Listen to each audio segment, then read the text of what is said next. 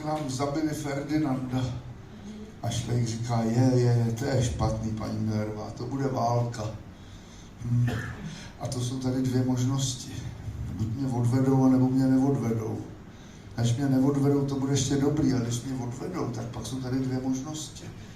No, buď mě nechají v zázemí, anebo mě pošlou na frontu. Když mě nechají v zázemí, to bude ještě dobrý, a když mě pošlou na frontu, tak pak jsou tady dvě možnosti. No, buď mě pošlou do útoku, anebo mě nechají v zákopech. A když mě nechají v zákopech, to bude ještě dobrý, a když mě pošlou do útoku, tak pak jsou tady dvě možnosti. No, buď mě zastřelí, anebo mě nezastřelí. Když mě nezastřelí, to bude ještě dobrý, a když mě zastřelí, tak pak jsou tady dvě možnosti.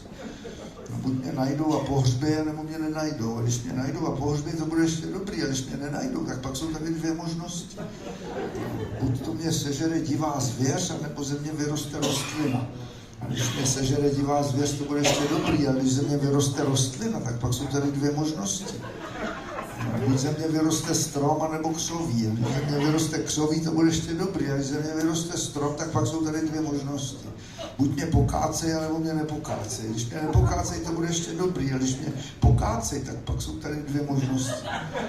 Buď mě dají na palivový dříví, anebo mě dají na další zpracování. A když mě dají na palivový dříví, to bude ještě dobrý. A když mě dají na další zpracování, tak pak jsou tady dvě možnosti. No. Buď ze mě udělají nábytek, anebo ze mě udělají papír.